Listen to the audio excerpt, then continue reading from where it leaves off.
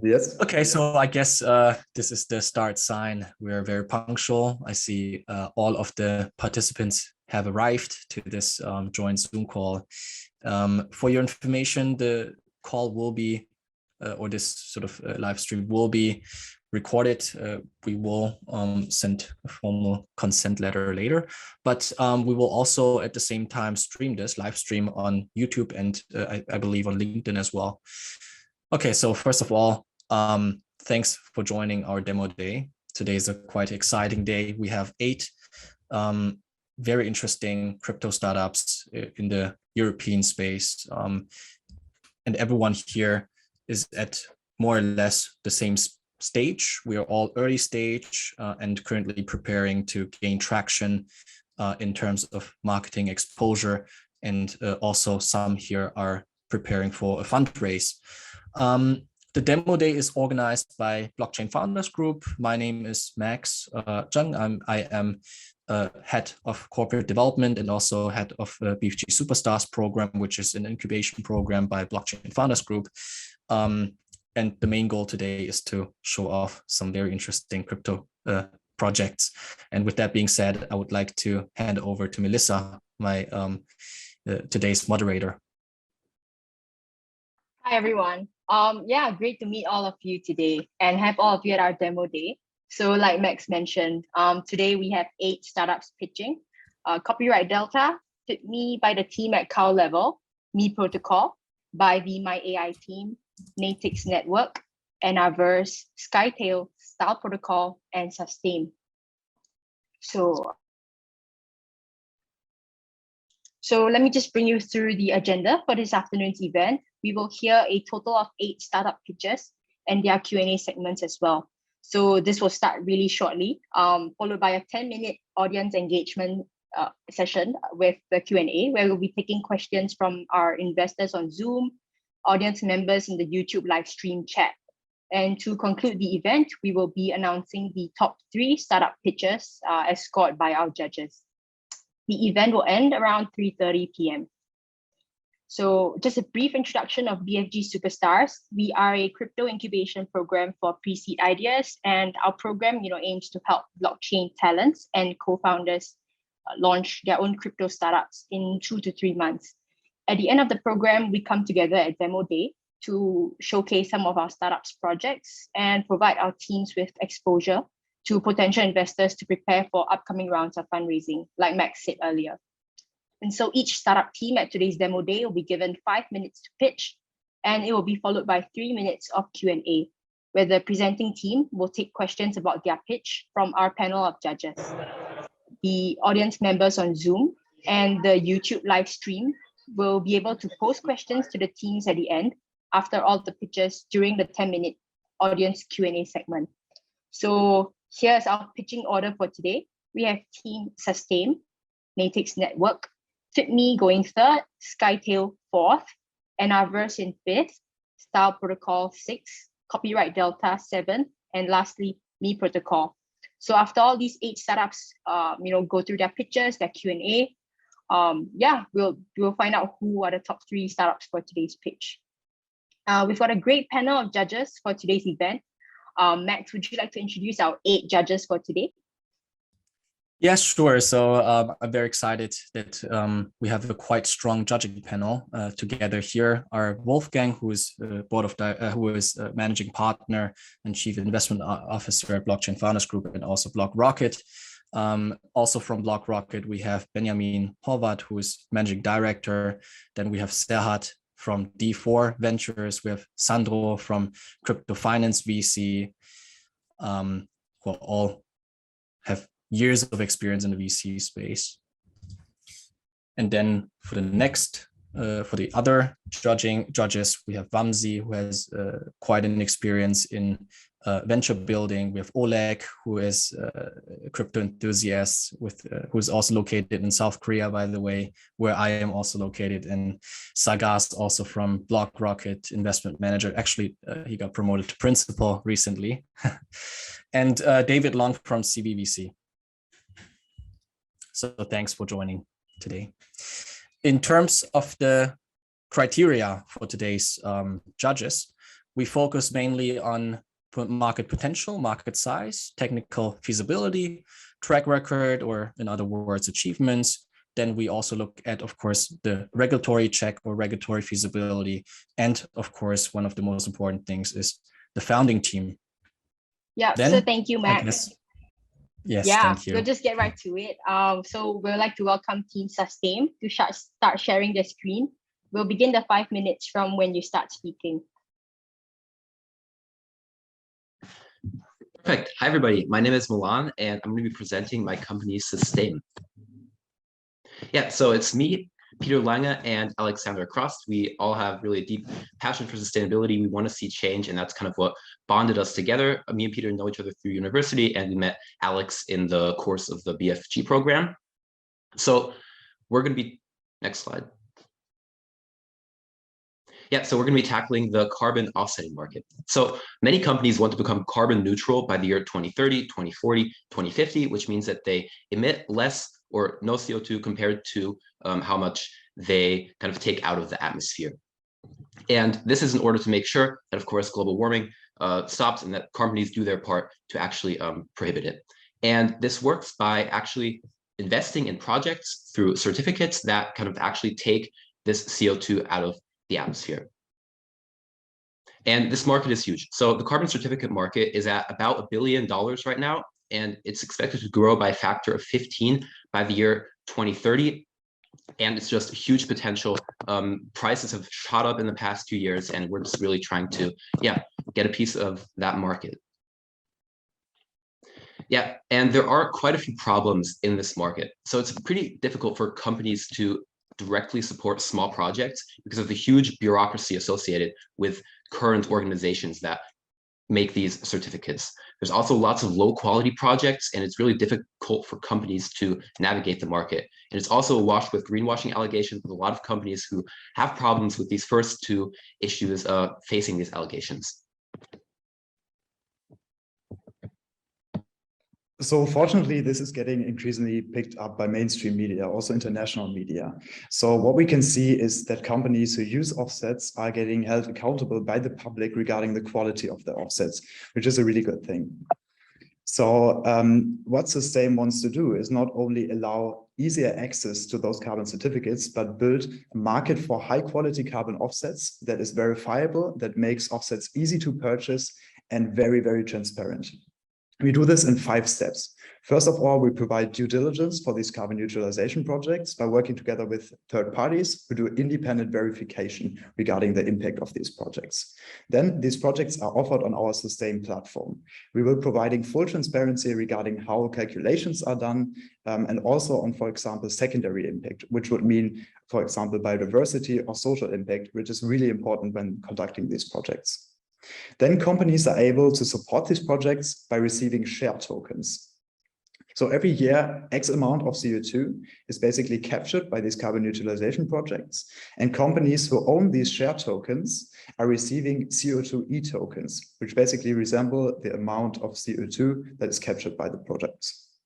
Companies then have 3 options. They can either trade these tokens, the CO2e tokens, together with other companies, or they can retire them, which basically means that the status of those credits is updated to marked. So they're basically used, which prevents double accounting. And at that point, a company can officially say, okay, we are accountable for capturing this CO2 out of the air by supporting a certain project.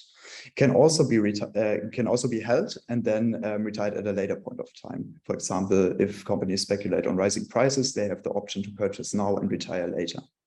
The beautiful thing is, since we're building this on blockchain, is not only that we get a very, very good vehicle for this, but also that all of the transactions are verifiable. So if a company chooses to make their wallet ID public, they can basically showcase exactly and make it publicly verifiable what they supported, how and when.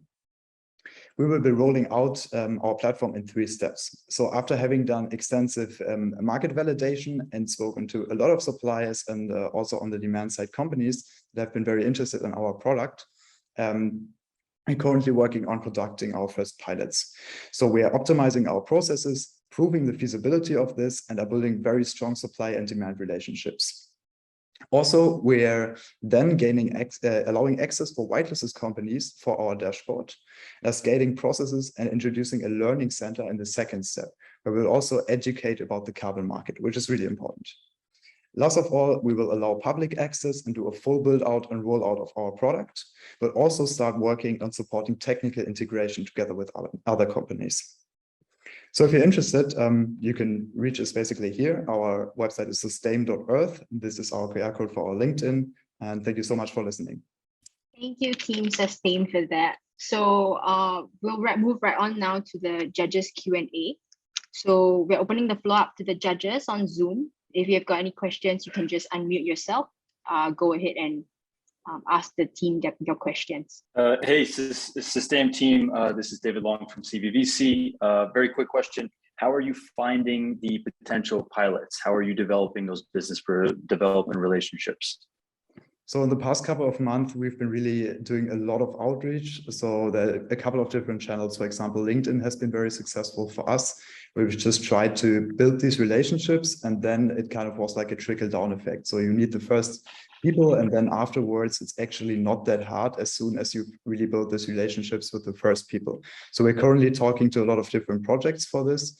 And basically, due to different project sizes, scalability, at least at first, is not really an issue for that, because we can basically scale these projects up to a very, very large amount very early on. Okay, thank you. I also have a question. First of all, great product, great effort, a very important topic. My question is unfortunately a bit unsexy. How is the regulation about selling carbon credits currently? So did you make up your mind, or do you have information what is needed to offer these? So basically, we're right now working together with somebody to build a solid legal opinion. We have been doing a lot of research on this. It is kind of changing right now. We have found out pretty accurately, we think, what the regulations are currently, but we definitely need some licenses for that, and we're working on that. So we kind of do have that in our view, and it is in the progress. Great, thank you. Hey team, once again, it's a very important topic, very much needed as well. What are the risks that are involved? Imagine that your clients, your businesses, they don't want to showcase it publicly, or even the other risks of acceptance. How do you mitigate it, or did you perceive them? So basically, of course, we try to analyze the risks up front and then build something that kind of is able to counter that. But one of the biggest risks is for us, the monitoring aspect. So we have to make sure if these projects are conducted, that they're not only conducted at the start, but that the impact of these projects is kind of continuous. So this is why we do this carbon stream thing, where we have the share tokens and the CO2e tokens, to really make sure that not all of the carbon is kind of emitted to the companies in the beginning, that companies can say early on, okay, now we've offset it, and then the project isn't really in progress anymore afterwards, which is kind of happening today with other projects. And that would, for example, be one aspect that is a challenge. Sure, thank you. It's Wolfgang here. What is the worst thing that could happen to your business idea? The thing that makes you nightmares, what is it that you're constantly thinking about? To be honest, for us, it would be if the market changes in a way where transparency doesn't really play a role, because there are a couple of players launching that are just aiming at the carbon credits. So our whole idea is basically built on that transparency for carbon offsetting is very important. Should the market sentiment change in a way where this is not as important anymore, because, for example, due to regulations that are introduced additionally by the government that make transparency more mandatory for existing credits as well, that would be one challenge for us. But that would also mean that basically we have a more transparent market, and even though our business wouldn't be as needed anymore, that would still be a change that we would like to see. Okay, thanks.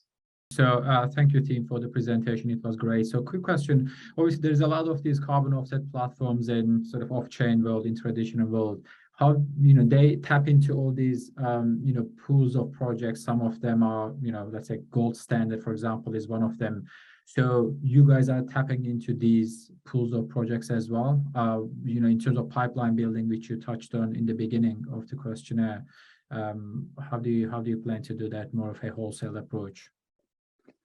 So basically, yeah, on the one side, yes, what we are doing is only work directly with projects. So what other platforms are currently doing is basically purchasing carbon credits in mass, which we will not do. We will be working together with projects that are, for example, certified by the gold standard.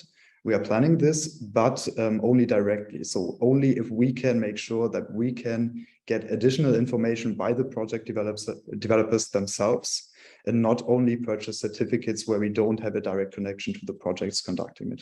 Understood. A quick follow-up to that, sorry, Melissa. So would they be exclusive to you then? So would they not be part of this, wholesale platform anymore?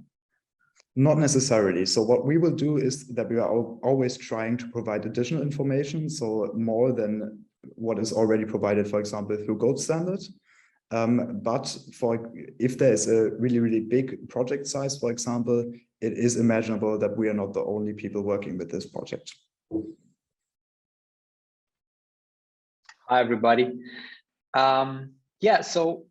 What we're building at Natix is a people-powered map. It's a map that holds all kinds of dynamic information like traffic, trash, potholes, and it's enabled by Natix Network, which is an internet of cameras, basically a helium-like model, but for cameras that are existing or the new cameras that we're going to have worldwide. But let me walk you through our journey of our company of 2.5 years that we have been working in this industry and why we're building Natix Network today. Camera is a commonly available sensor. We have 1 billion fixed CCTV cameras on public and commercial properties. The camera surveillance market is growing faster than ever to secure billions of dollars in value, but there are two big bottlenecks when it comes to rolling out cameras at scale. I'm talking about hundreds or thousands of them. First one is cost. It is quite expensive. That 1 billion camera infrastructure costs north of $6 trillion to deploy and maintain. And the second issue is privacy. Nobody likes being watched, and the regulators are making it harder and harder to comply with data privacy regulations. Being advocates of privacy, we have picked this issue first and have been working for the past 2.5 years to solve this for the industry. And today I'm proud to say that our technology is the easiest way to make any camera smart and 100% privacy compliant. We have a pending patent that revolutionizes the use of cameras for public spaces. In short, you can put a camera in any public outdoor area without even having to put a sign that there is a camera there. We're already trusted by international names. E.ON, one of the world's largest energy providers, City of The Hague from Netherlands, the legal capital of the world, Deutsche Telekom, smaller municipalities in Germany. Last year, we generated 160,000 euros of pilot revenue. And by middle of this year, we're expecting a booked MRR from the pilot conversions of 15,000 euros. But that's not it. We still had one more challenge to solve, and that is the infrastructure cost. And after years of experience in the market, we found a unique approach to reduce this to $0 for our clients. And that is why we're launching Natix Network. Essentially, it combines our patent pending technology with 45 billion cameras out there, mobile phones, drone cameras, IP cameras, also CCTV cameras, to create the largest crowdsourced camera network ever. That means any camera anywhere can run our software, collect metadata, 100% privacy compliant, populate the so-called dynamic map, and earn crypto by doing so. As I mentioned, this decentralized network is powered by blockchain, is powered by cryptocurrency as well. Why now? Why today? Why are we trying to build this here? As of today, we have 380 million active iPhones that are capable to run Natix's AI. Any iPhone newer than iPhone 10 has a bionic chip that can run our AI quite efficiently. We have 500 million Android phones on top of that, and many, many more drone cameras, car cameras which are adding to the number. And I guess here in this call, everybody is rather crypto native. Needless to say that crypto has more than 300 million users worldwide, and it has enabled creators to monetize in ways that were not even possible before. And we believe we have the right team, the right tech, and the existing infrastructure to build this. One of the niches of our project is that we are dividing the world into tiles. Every tile has a unique NFT. The community members can buy them and it will generate them passive income. You might ask why. Any camera out there that is generating data using our technology, it will be physically on one of these tiles. And when it's transacted, sold to another entity, the owner of the tile is entitled to a royalty fee, a profit sharing for every transaction. And in return, the money that they use to buy the tile, as well as a royalty fee on the transactions of the tiles, would be reserved to create the seed network, the seed data points, to develop that land in terms of data locally. As for data collection, probably you heard me that we are focusing on mobile phone, although we are quite advanced with CCTV cameras already as well. So we're building our mobile app where in the first phase, it's made for drive to earn, so to say, narrative. So people can basically use their mobile phones, Android phones or iOS devices, put it on the dashboard of their cars or on the connected to the wheel of their bike. And as they're driving around, hi, Alireza. Thank you so much for the presentation. Is it done? Okay. Yeah, we have a 5-minute hard cut. So we're just gonna move to the Q&A segment now. Thank you so much for your presentation. Hi, maybe let me start. Hi, Benjamin from BlockRocket. Thanks for the pitch. I like the slides. Already had a chance to talk before. Maybe a quick question. So basically the idea was, as far as I remember from last time, that it's about having a perfect overview of the street system, or basically the city in 3D at all times. And it's like putting a camera in everyone's car to kind of in real time monitor and share the data, so we can use it for all kinds of use cases. I'm just curious, like, how does it work in countries like China, actually? Because as far as I know, China must have one of the highest densities in terms of cameras that they use. I mean, they also use it for other use cases than just for the road conditions. But how does it work there? Like, what's their mechanism for detecting like faulty roads? Does it work with a centralized system that's super efficient, or what's your take on that? No, basically, I mean, a lot of us have already cameras. It could be a car camera, it could be a mobile phone, it could be a CCTV. We are basically having a middleware or a software for you to install it. You can use it for your own purpose, but the software is also mining metadata. For example, number of people that are passing by, number of cars that are passing by, and you basically monetize that infrastructure in a different way as well. So it's regardless of whether it's China or Europe. As a matter of fact, China has much less restrictive data privacy compliance regulations. So for us to launch there, it would be less problematic than to launch in Europe, for example, considering GDPR, which we have already addressed, by the way, as well.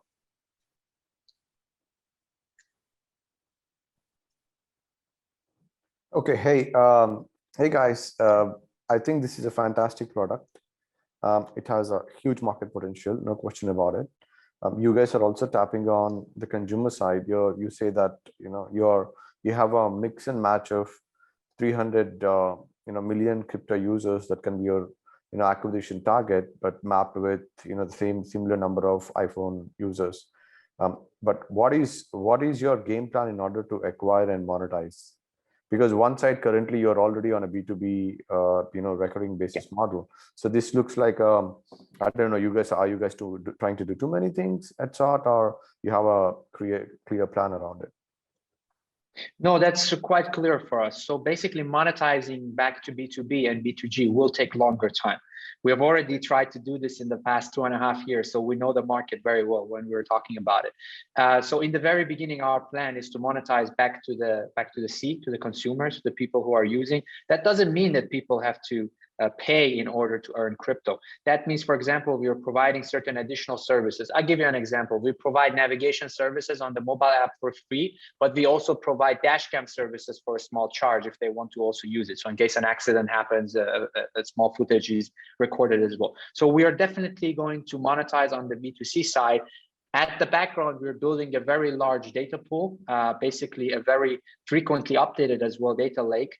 And we're planning to monetize that back to B2B as well as B2G. So a lot of mapping companies, for example, are also interested to get this data. We can easily monetize to them as well, once we have enough traction and momentum. Cool. Just a quick follow-up on that. There's also, your large competitors, right? The market players like Schneider Electric, Sony, I know them. These guys are pretty much into this as well. How are you guys going to face that? Yeah, there are. I mean, I would say there are big mapping companies as well. But at the end of the day, we're building something fully decentralized, crowdsourced, and they are not really, going into that direction. So we do have an edge with building something like that. So yeah, we're definitely aware of that, but we're not necessarily worried about it. Sure. Thank you. Thank you, everyone. So we'll have one last question from Serhat, and then we will move on to the next startup. So thank you again. Thank you, Melissa. Thanks, Alireza, for the presentation. So a quick question: how do you define the value proposition for a marginal user for the B2C side of things? Can you elaborate a little bit more what you mean? As in, sort of, in order to attract one new customer, one new user to the network, what do you offer to them other than perhaps, to earn side of things? That's a very, very good question. So there are financial motivation has always been there. I think that is clear. But something that we have data to prove is the intrinsic motivation, the fact that they're making the city and their environment a better place. So obviously, when they detect a pothole, we cannot guarantee that the pothole is getting fixed in the next, let's say, a week or next month, but we are having plans how to give back to them. So for example, for every new data point that they collect, we're going to contribute that towards planting a tree, or we're going to donate to a charity of their choice in their area in order to make their environment a better place. So all in all, we have a very strong focus, which it was not actually in the presentation, on intrinsic motivation for the users to join the network and contribute. Thank you, everyone. We will be moving on to the next startup, which is FitMe by Cow Level. Hi, everyone. I'm Stefan, and I'm one of the founders of Cow Level. We are fintech in gaming, and our first project is FitMe, the first international play money exchange. It is an exchange for in-game items out of computer games. So what are these in-game items? The virtual worlds developed a lot over the last years. Millions of people attending the gaming atmosphere and people exchanging their in-game values like we do on Ricardo or eBay. So trading already happens. The market is about $8 billion US a year. And since my pitch during the 5 minutes, we will have like around 800,000 worth of in-game items changing the hands. So, but the market has a problem, basically for every stakeholder. So gamers miss the transparency and the security and often get frauded. Studios and publishers lack access to the secondary market and are regulated and compliant and have taking the cost of getting around with frauded customers. And third, the financial world misses this giant swarm worlds at all. So basically what we are doing is we call it a new commodity. The FitMe platform is transparent, soon to be regulated and secure for all participants. We're not only giving the game publisher the access to the secondary market, we also give them an additional income stream. And of course, the financial world, we give an alternative investment, what they are seeking at the moment. Our fully functioning two-way exchange, we offer two UIs you can see in the picture. The first is the well-known shop system, what everybody knows out there. And the second one is basically a professional view for traders who know around trading. Both, of course, have the best execution pricing on board. So what did we do? We did not invent the wheel again. Exchanges are one of the most proven business cases. We spotted an $80 billion market without an exchange and build one for all stakeholders. And our revenue is generated by commission of the turnover. There are about 3 million gamers out there, which half of them regularly pay for their hobby or for their gaming. You have lots of shops already out there, but seldom you can show your buying price, and we do not know any solution where you basically have the approach of a regulated and compliant two-way exchange, which is open for any game, not only blockchain, but also traditional games without technical restrictions. So how do we go to the market? We have a 5-folded market strategy. We advertise to gamers directly. For example, through landing pages, we build and referral system.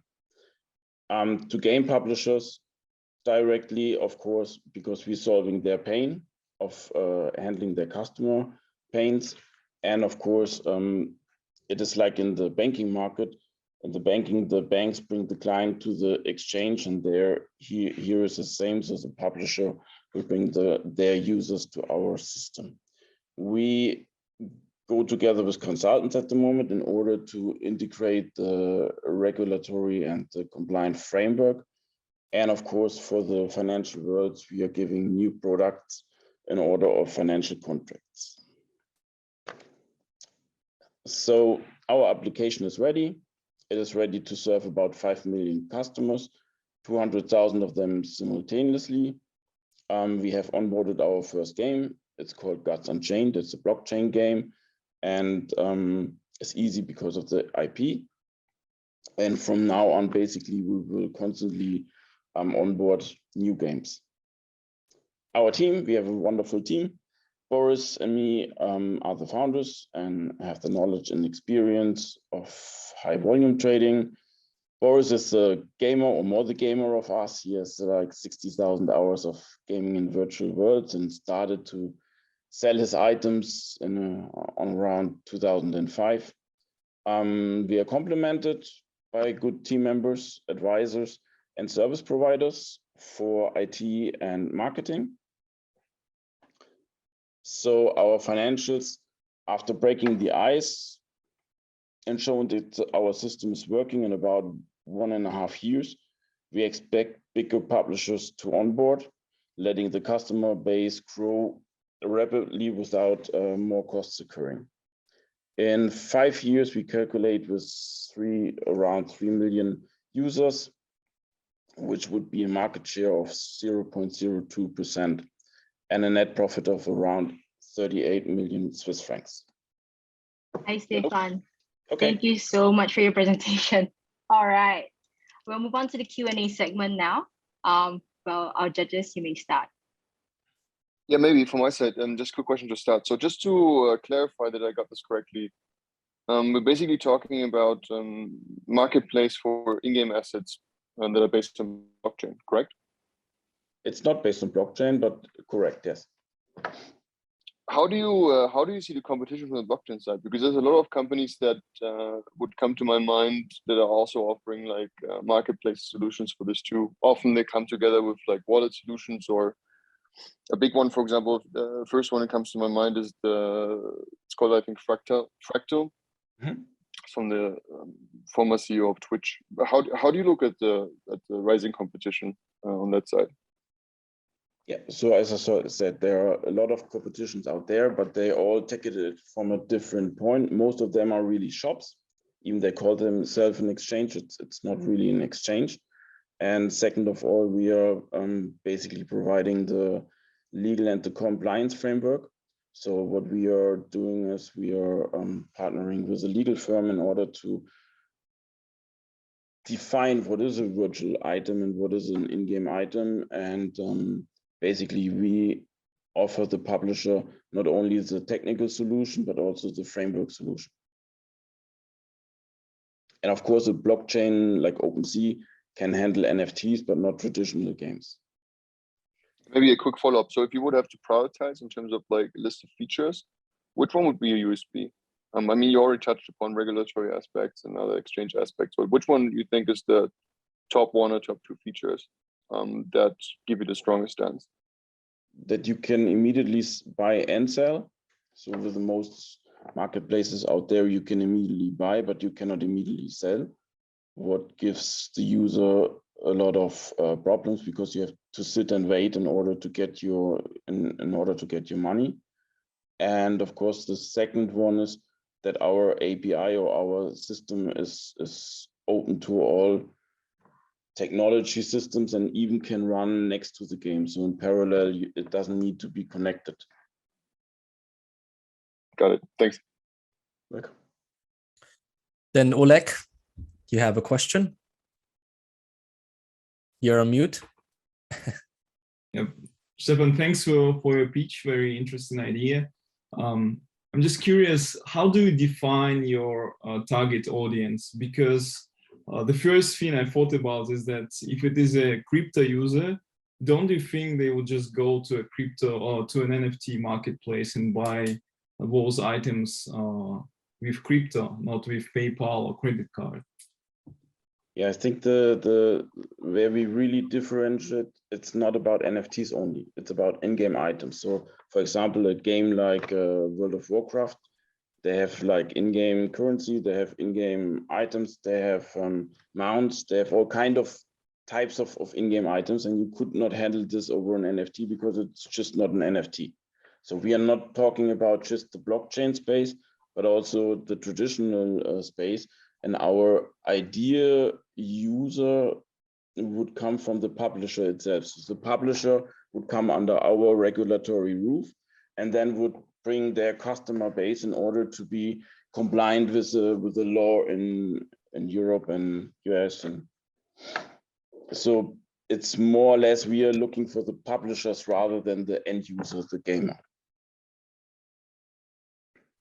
Got it. Thank you. You're welcome. Thank you very much. So now we'll move on to the next startup. Could we get Team Skytail to start sharing their screen? Yeah, sharing my screen. All right. So everything started with my personal experience. I started investing in crypto since 2016. At the time, it was way easier. There were only two protocols. I'm talking about Ethereum and Bitcoin. And I started handling my crypto accounts using just a spreadsheet. Well, as you can imagine, that spreadsheet became pretty soon obsolete because of new opportunities rising on the market. I'm talking about decentralized finance, non-fungible tokens, and more. Well, as you can imagine, my spreadsheet became pretty soon obsolete, and I started asking questions around, and I noticed that it wasn't just us. Other companies, other investors were facing the same problem, and the problem I'm talking about is the so-called solution in pieces. That means I'm not talking about a rocket science problem. I'm talking about a very complicated problem in which users need to use multiple tools in order to achieve a goal. For example, in order to track your digital asset, in order to do accounting, in order to prevent any scam, and ultimately in order to do tax reporting, you probably need to use multiple tools. For example, you are probably familiar with DBank, with Zerion, with Zapper in order to track your asset. And then probably you need to rely on Coin Analytics, Coinly for accounting, and you probably need to use Cryptio in Europe, in France, or Gilded in North America for do your tax reporting. Well, our solution is basically to replace all of those interaction with multiple tools, allowing user to play with a one-stop shop solution, allowing user in a sentence, for example, to report their taxes for their staking activities on PancakeSwap happened last year. It seems nobody has an answer, and yeah, the landscape is still pretty foggy. So first of all, our ambition is to build a tool able to aggregate in a single view multiple transactions, analyzing them in order to, first of all, identify any possible scam, any possible malicious attack, because, well, we know how many airdrops we receive per day. Some of them could even hurt our wallet. And secondly, we aim to allow users to play with our search engine, like Google for Web3, in order to search for the transaction across multiple wallets, protocols, and networks. For example, for looking for their Polygon transaction happened in the last couple of months related to their added liquidity activities. And ultimately, we allow users to do accounting, for example, adding tags, standard and custom tags on top of the transaction, adding notes, and ultimately exporting data reports from their treasury. Well, looking at our architecture, we already integrated 10 different EVM networks. We are going to launch a new integration with the Zero Network, Near Protocol, Optimism. And on top of that, we are building on, as I was mentioning, a way of shielding our users against any possible fraud. Well, we are building on a machine learning classification engine able to detect on the fly the nature of each transaction, also by analyzing the source code of each smart contract, in order to inform, to tell to the user, look, you just received a transaction, but be careful with that. That could be very dangerous. As I was mentioning, there are other strong players in the market like DBank, Zion, Crypto, Aboard, Zapper. Great players. However, they are very strong on a very specific market niche. What we aim to offer is a one-stop shop solution, as I was saying, allowing users to track their asset, to do accounting, and ultimately tax reporting in a very safe environment. That means removing any noise, any harmful transaction coming from scam tokens. Looking at our go-to-market strategy, we are already in partnership with some of the so-called institutional DeFi, like Balancer, like Unstable, like Polygon, and we already secured 100K in grants from Q1 this year.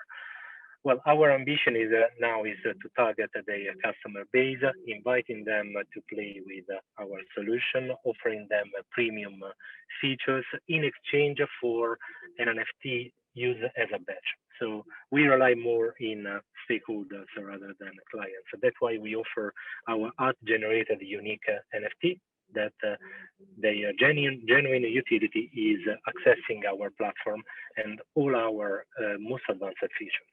So we ask to our users to buy one of our NFT stored in the MetaMask and then allow them to access all our premium features. Looking at our roadmap, the next step will be to unlock liquidity mining. That means please. Thanks so much for your presentation. Well, we've crossed the 5-minute mark. We will be moving to the Q&A section now. Please. Enrico, hi.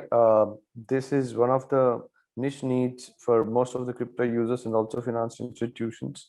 For sure, you also map your competition. But what is your go-to-market and also your monetization plan here? Yeah, go-to-market is first of all taking one-time revenues from those partners, securing grants in exchange for new features that are good for them, but also are very strategic for us.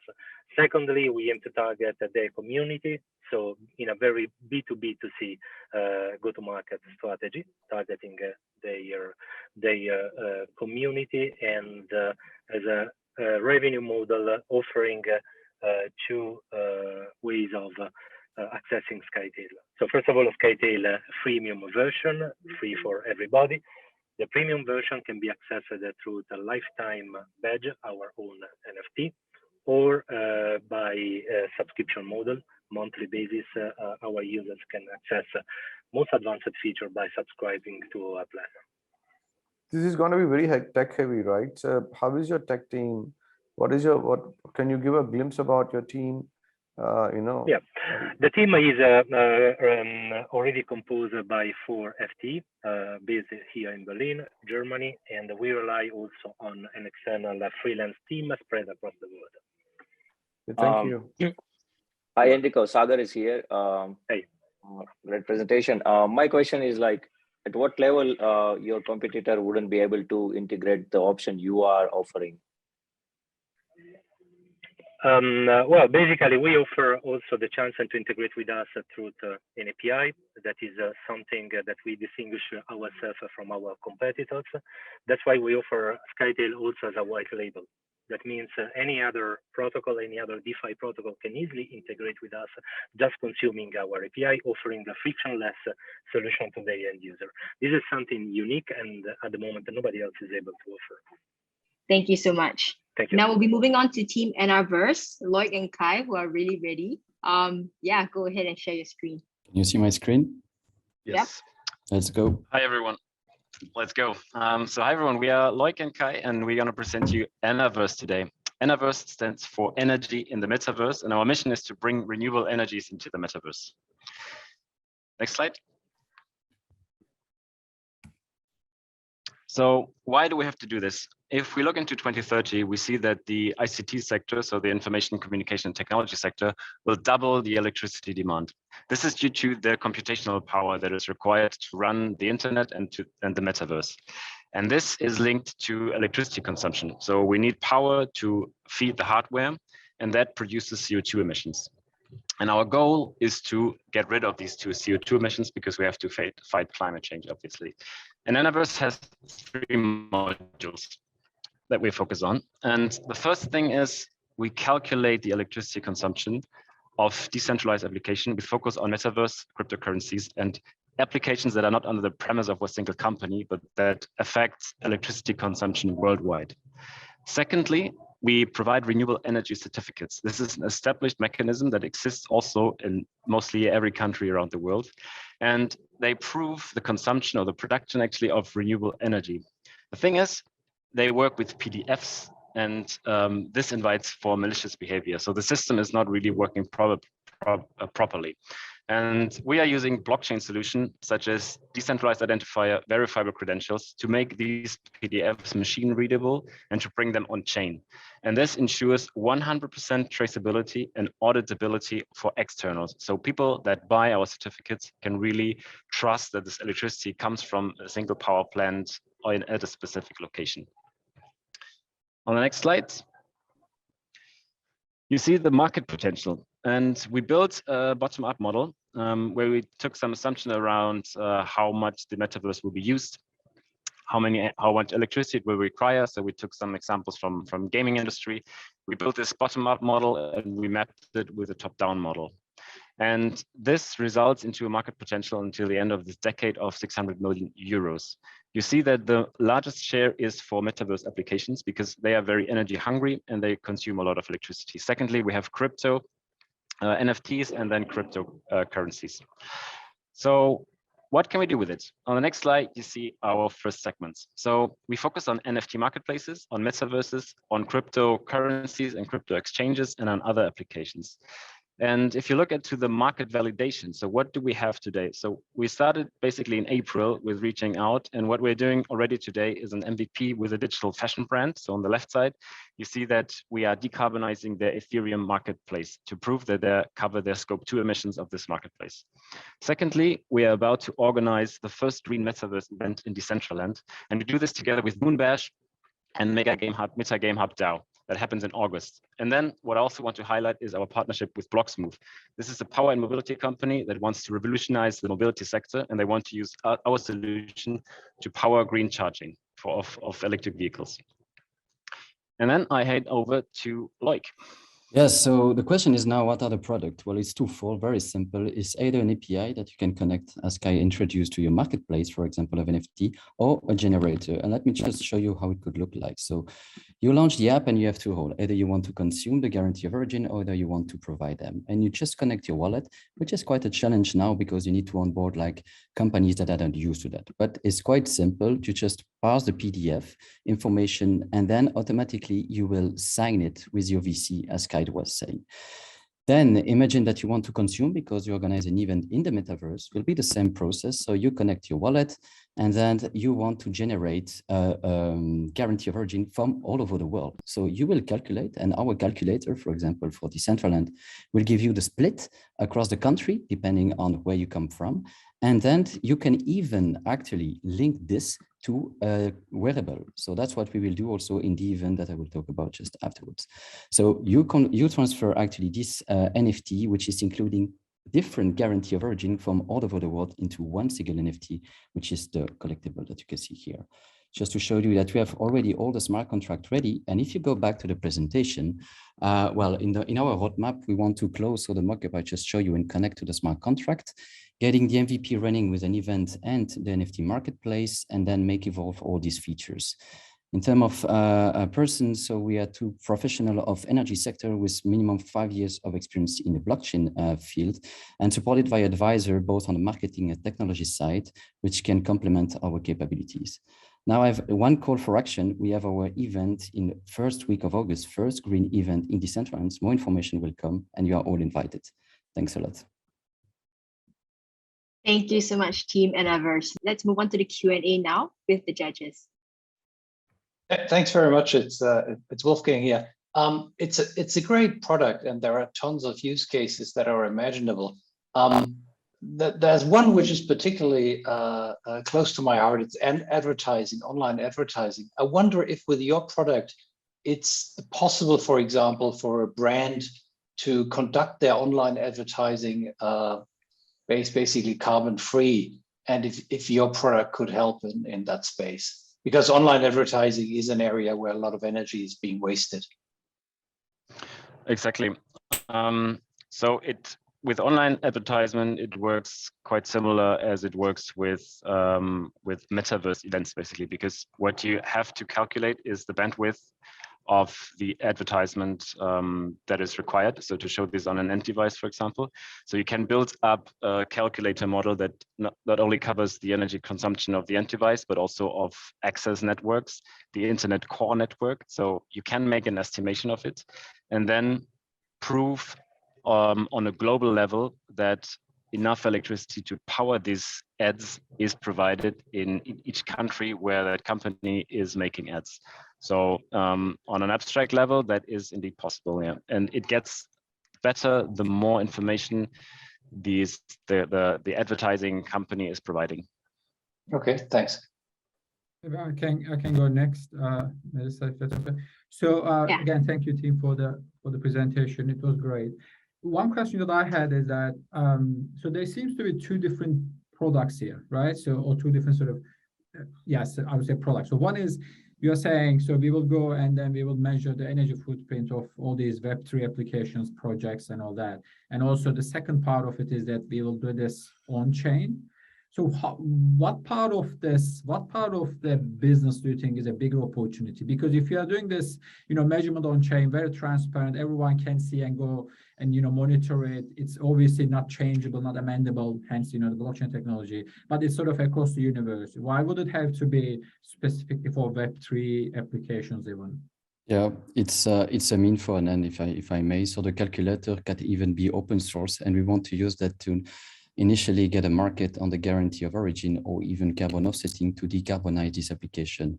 And it's not only Web3, it could be also any Web2 edge computing application. The niche market is any digital application that consume decentrally some electricity. And so to that regard, it's a one product when you have the calculator feeding actually the smart contract. But the goal is not like to label the calculator itself, but more to have a margin on the transaction for the guarantee of origin. Of course, we can go further now, as also Wolfgang was, for example, introducing here and thinking about ticketing for phygital event on NFT. And there you add on top of the guarantee of origin services, which is an event organization or whatsoever, which will be a vertical integration that we will consider when the product will be ready. Is it answering the question? Yes, thank you. Thank you so much. This is the amount of time that we have for Q&A. Any other questions, you can ask them during the 10-minute Q&A audience session later. So now I'll move on to our next startup, which I believe is Style Protocol. So my name is Loy Shipani, Head of Innovations from Style Protocol, and our mission is to bridge digital assets and NFTs to the cross metaverse. So as we witnessed, many NFTs projects were booming. A lot of people are paying crazy amounts. There was like kind of a bubble or inflation to buy NFTs, running out the whitelist, but we didn't really see the real utilities. People were buying it for display of 12 for style. And there was a real struggle in the market. We've seen a lot of NFT collection give realities, but there's no real usability of these NFTs or real utility. So there was a big problem in the market, and we found a solution for it. So we came and we provided the solution, which is we enable creators to enter the metaverse with the NFTs that you own. As you can see, this is one business case we had before. This is a digital fashion piece. It can be worn in different metaverse. Right now, we're talking about 6 different metaverse. In the end of this year, we'll also talk about bridging it to different games. So you will have the same piece, and you can wear it in Decentralised, Commune Space, Sandbox, Game State, Cosmic Fraction, and different metaverse. What we did, so we built the underlying infrastructure for the companies to use and enter this metaverse easily. So basically, we're putting the red carpets for them. Our ecosystem having different participants, creators, which is the brands, the owner of the NFTs or the creators themselves, tailors and the merchants, and of course, we'll have the end user there. So we also have a tokenized system, which will boost this ecosystem, and all the participants will benefit from it through the different rewards and different processes. At the same time, for us as Sal protocol, we have different revenue streams. So as you can see here, with the 3 different participants in every process, we'll have a lifetime commission when a sale happens, when NFT is used, and also when the NFT is bridged to the different metaverse. So why the metaverse? As we can see, a lot of companies right now are investing into it. There's the big race, the big corporates. Apple is investing heavily in the AR. Every now and then, now we see Meta coming up with something, or releasing some good news about the Web3 and the metaverse, and they want to take over again. And now we're talking about billions of dollars market. And at the same time, that we all sitting here because of the Web3 and the transition that we're having from Web2 to the Web3. That's why we're seeing a lot of opportunities to come for companies and brands, but there's no infrastructure is laid down right now. That's why we are providing the solution for these brands who wants to enter the Web3 and be part of the metaverse and have their digital assets utilized and connect with their communities. That's why we're having this foundation laid down for them, and they can just walk in without thinking about all of these technicalities, how we do it, how we work with different blockchains, how we work with different 3D models. That's why we built this underlying infrastructure for them, working with our DAO, with all of these participants to make it possible and give the opportunities to more and more companies to join this space. Who's behind this project? So we have a relatively big team. First of all, Leo is our founder with an experience in Web3 and Web2 as well. We have Gian, creative director with experience with Cadive, myself, Loai, with previous experience with Facebook, also with HRS and business analytics. We have our CTO, Hamza. He's a professor in Russia, actually, in advanced blockchain engineering, and he currently left his teaching job to work full-time with us and manage our tech team. And we also have more than 12 other full-time people in the company. Who's behind it from advisors and investors. We have serial blockchain engineers. We're talking about a combined over 3 billion euros exits from all over Europe. We currently also won the first place in the Deep Tech Award in Berlin. And yeah, I guess my 5 minutes are done. And again, sorry for the technical issue in the beginning. Yeah, quick question for me. Where are you at in terms of traction right now? I apologies if I missed that, but if you could just say it again, that would be great. Sorry, I didn't hear you. The question? Where is my question was about traction. Where is your traction right now in terms of users? And then you also outlined the partners that you're working with. So right now we're working with different NFT collections and brands. So as I said, what we do is we push or we bridge their digital assets to the metaverse. So we're using a sub-license mechanism. So if you are a creator, if you are the owner of the brand or the owner of the NFT or the designer, you can have it as a personal use in the metaverse or any virtual world. As I said, games also will come at the end of the year. And you can also sub-license it, so renting it to people. And you can also have a store, and for example, in Centraland, and make money and sell it. Okay, thank you. So you have a lot of different stakeholders on the platform. So what is the hardest to solve?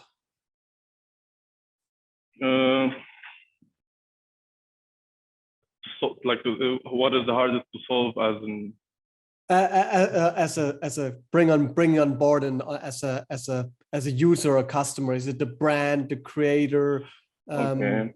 the metaverse landscape? The brands, let's say the brands. Mm-hmm. We're started with small NFT collections, small brands.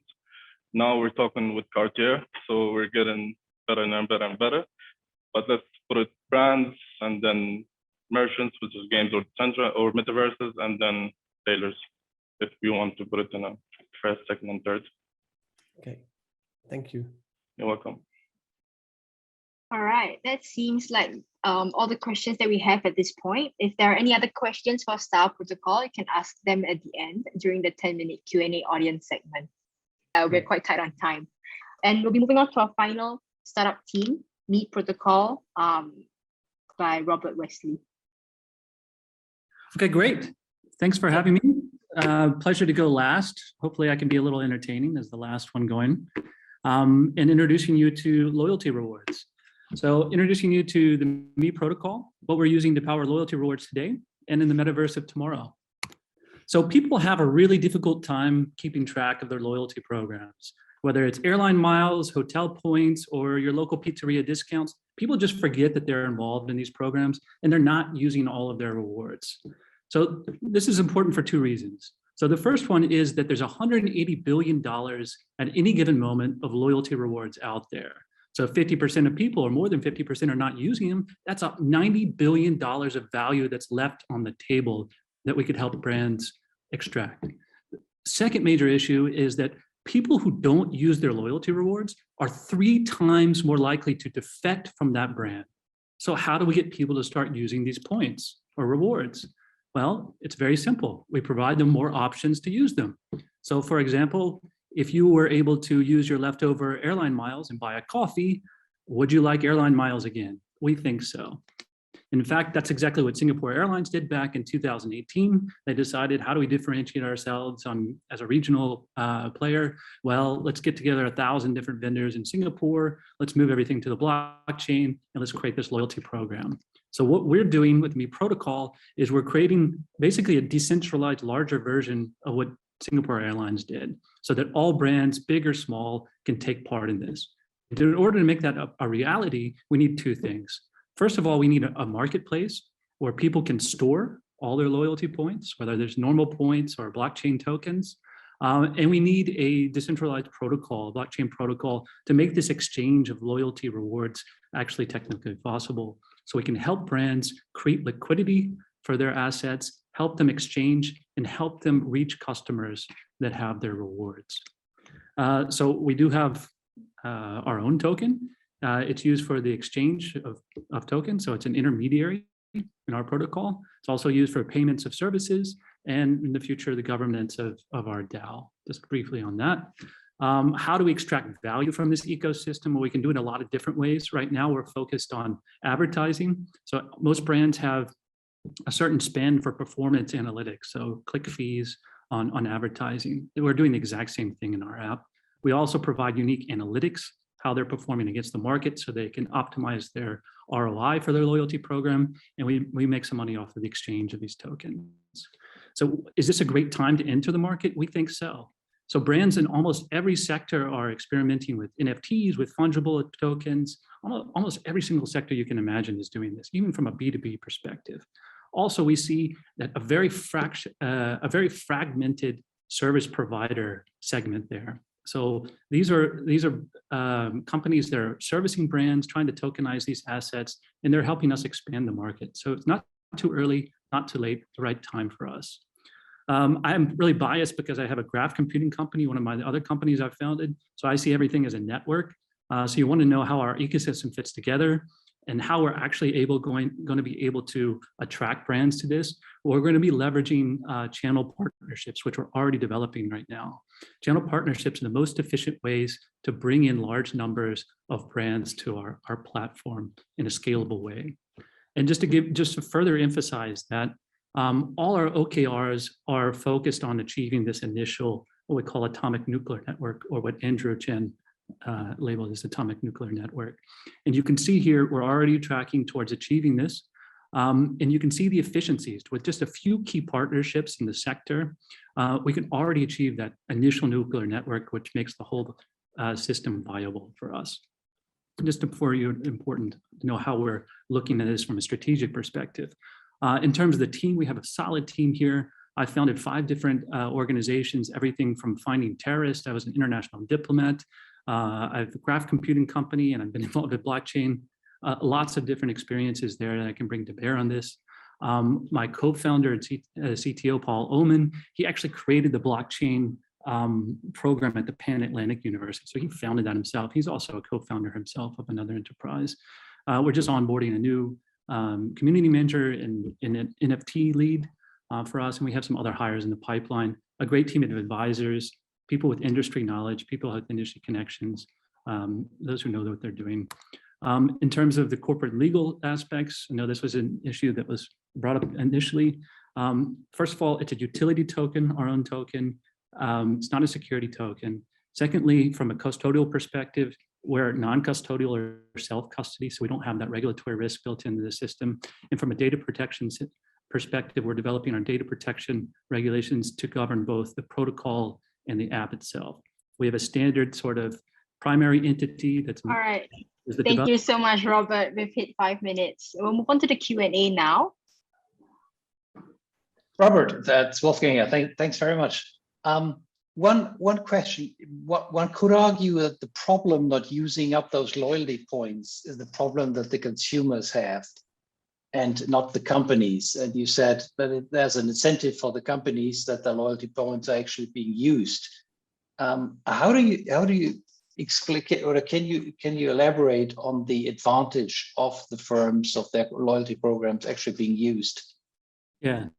So for those of you who are not familiar with loyalty, loyalty is traditionally looked at it from a retention perspective.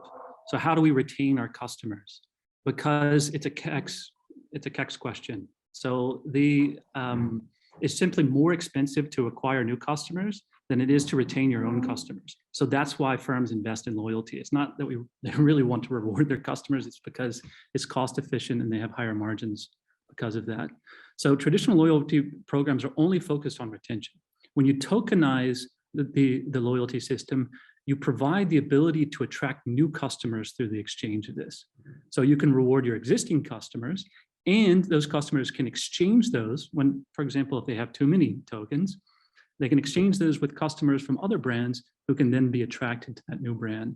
So it's the only way that we've sort of come up with where we can do both customer retention and new customer acquisition for the same cost basis. So that's a very important incentive for the brands themselves. And the protocol has some special things in it as well for how to sort of balance the in and outflows of tokens from brands. But that's more sort of technical, and we can talk about that later. Okay, thanks. Robert, quick question from my end. So I agree, it's a big sort of space, big market, and loyalty points keep getting lost, sitting idle, etc. But obviously, if it's a demand problem, then blockchain technology alone would not be able to solve it necessarily. But I guess what you were saying earlier to Wolfgang's question perhaps is interesting. Can users exchange these loyalty points for certain brands among themselves? Would the system allow that? So it's a great question. It's not a peer-to-peer swap. So the protocol itself is creating an exchange, because you might not also, let's say you have pizza discounts and someone has airline miles, you might not always find a peer-to-peer match where you can swap. So you can't go to Uniswap or someplace else to really do this. It's not an efficient way, not an efficient process. So that's what the protocol does. So we develop liquidity and make the market for these potentially illiquid tokens. So you tokenize something so it can be exchanged, but if there's no liquidity and there's no demand for that, then it's not going to happen. So the marketplace creates the demand, so you can always see what you can spend it on across brands. And the protocol actually makes that exchange function, even when there's not another peer on the other side. Sure, that's right. But it's peer-to-peer or exchange, but I can go and purchase these loyalty points from brands that I'm not associated in the first place from this marketplace, and then the brands would sort of allow this to happen. Yeah. So if a brand is giving you a token and to reward you, let's say your local pizzeria is giving you a discount, some tokens, so you can redeem on discounts. You can either redeem with the brand, so you see the brand pushes you offers and says you can get 20% off your next pizza, or you can see that you can get 20% off a pair of sneakers at the next brand down the street. That's what you see in the marketplace. And what we're doing that's great for the consumer is that we take the whole exchange function out of that. So all they're really seeing is the fact that they can exchange their pizza tokens and get a discount on shoes. And we think that's something that's really missing in the marketplace. I mean, and you see that just in general in a lot of type of blockchain projects, that they're not really designed for the average consumer to take advantage of. So we want to address really the mass market here, not just sort of specialist crypto native people. That's great. Thank you so much, everybody. We are time, and we will be moving into the 10-minute Q&A audience session now, where you can finally ask all the questions that you've been holding in for the past 1 hour or so. Yes. Okay, while the team is now evaluating the teams, we will now move on to the Q&A session. And first of all, I would like to point out the YouTube question to the team Sustain. And the question is, what would happen if gold standard and Vera carbon credits would also now provide carbon credits or crypto-based carbon credits? Yeah, that's a very interesting question. So we've been thinking about that a lot as well, especially because Vera is now kind of acknowledging this whole carbon bridging topic currently. So it wouldn't really be a problem for us because we use blockchain more as our infrastructure and as a way to make transactions verifiable rather than the only means to our business. So since we're working directly with those projects, we are always able to provide more transparency and more information, regardless of if there's, for example, a certificate by Vera. So if, for example, Vera or Gold Standard would use tokens themselves, that would be interesting, but that still wouldn't really help the transparency issue that we have in the market. Okay, thank you for the answer. Now, the stage is to everyone who has questions in this call or even to the audience on YouTube. So feel free to unmute yourself and ask all the questions.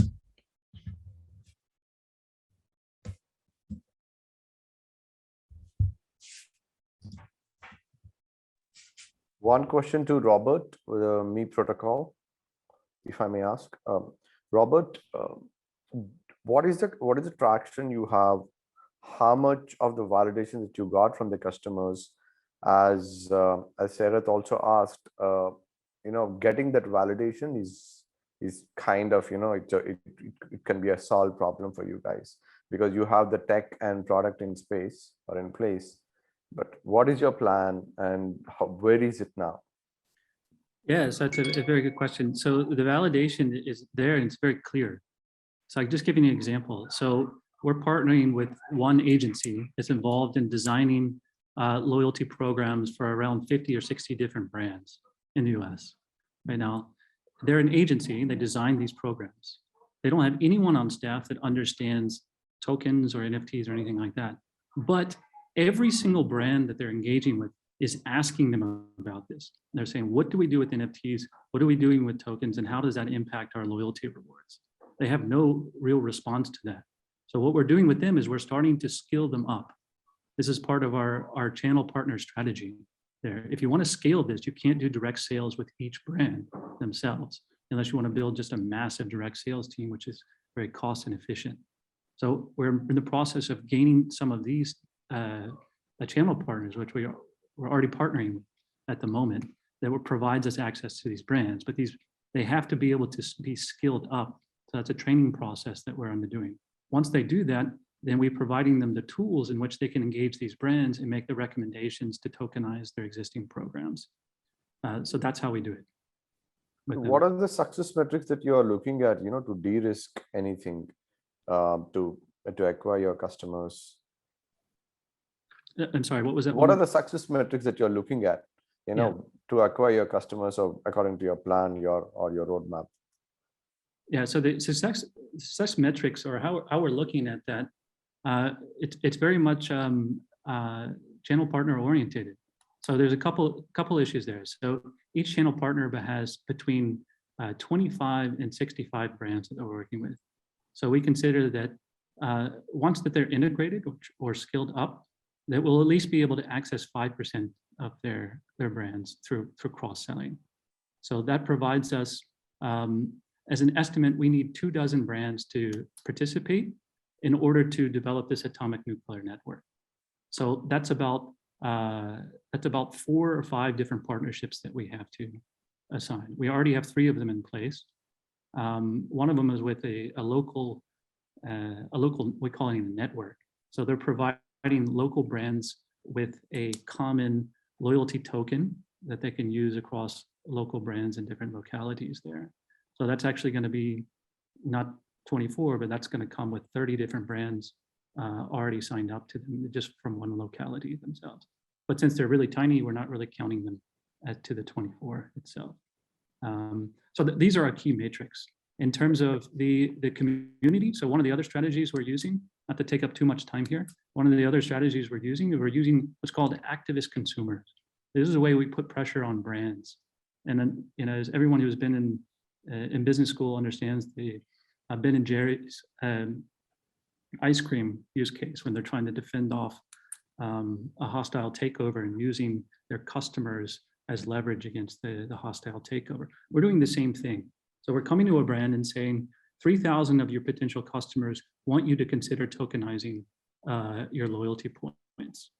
Would you like to discuss that? But we're not doing that ourselves in the direct sales manner. We're doing that with our channel partners so that they can go and cross-sell their existing customers. I think that's a very cost-effective strategy for doing it, and that's part of our key metrics. And so in terms of doing that, it's not the total size of community, like 5,000 or 20,000, but it's something we call a positive engagement ratio. Those are the percentage of the people who are actually willing to do that, to subscribe or to vote that this or that brand should do this. So that's around from 15 to 25%. Those are our targets there. Thanks, Robert. So a whole list of KPIs, happy to discuss further.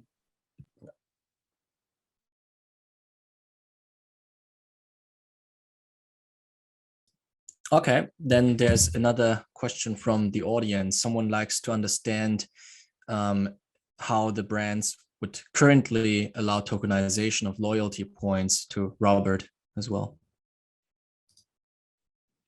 Apologies, one more time, Max. Yes, sorry. So someone wants to understand how brands are currently allowing the tokenization of loyalty points.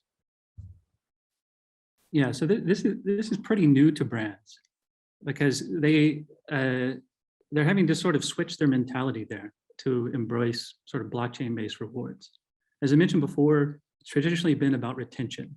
So if you ask the CMO or the CEO, you know, what are you doing about your loyalty program? They say it's to retain our customers, right?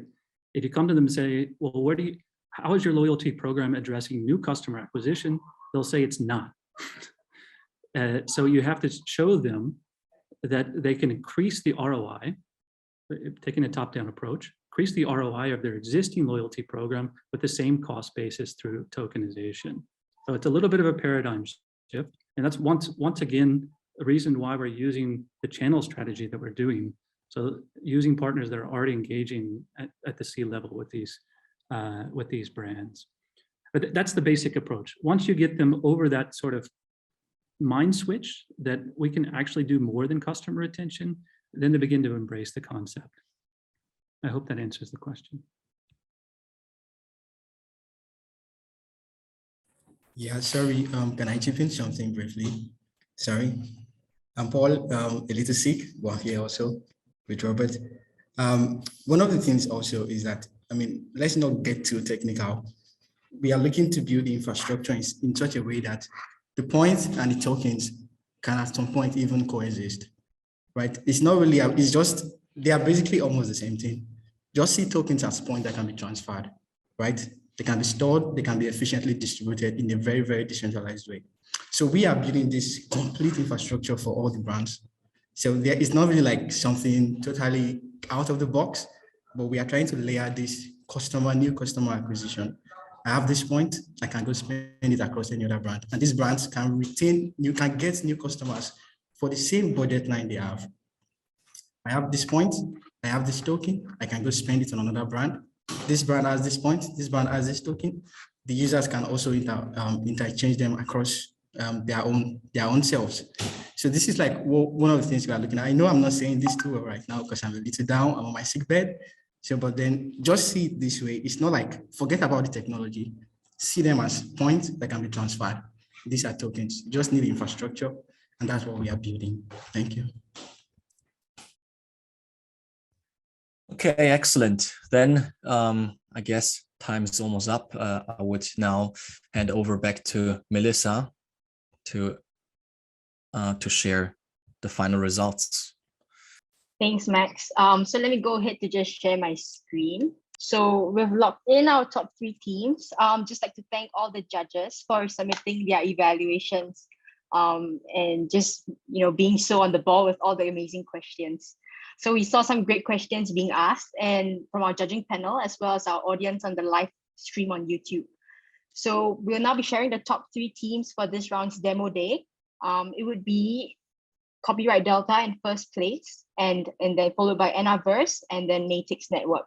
So we'd just like to congratulate these 3 teams for having the top scores for today's demo day. Yeah, good job to all 8 teams for participating in the demo day and preparing to hit the 5-minute pitch requirement. We're really happy with the quality of the pitches that we've heard, as well as the questions that have come through. So just some final notes. The live stream of the event will be available on YouTube. We will send the link out in an email after the event. And also, if you would like to be connected to any of the startups, please email Max at max.jung@blockchain-founders.io or message any of the BFG Superstar team members on LinkedIn. And so right before we end, Max. Yeah, sure. So I guess a lot of people who are here today and watching the live stream somewhere already heard of the BFG Superstars program. I will just shout out really briefly that we at Blockchain Founders Group are running our own incubation program. We seek to start our upcoming season 2 batch in September. We are gonna again launch 5 crypto startups by end of this year. So if you're interested in any crypto related topics, specifically DeFi, NFTs, DAOs, or even the metaverse, then, and of course, many other fields in the crypto space, feel free to reach out to me, have a dialogue with me, and then maybe you will find that BFG Superstars is a great program for you to kickstart your crypto ventures. So with that being said, thanks again, everyone, for joining in today. Special thanks to all the judges for your contribution and your feedback. I will forward all your comments to the teams. And in case you want to have, introduction to some of the teams directly, then, feel free to reach out directly to them or through me. This is all fine, and we're quite flexible. Thanks, and see you soon.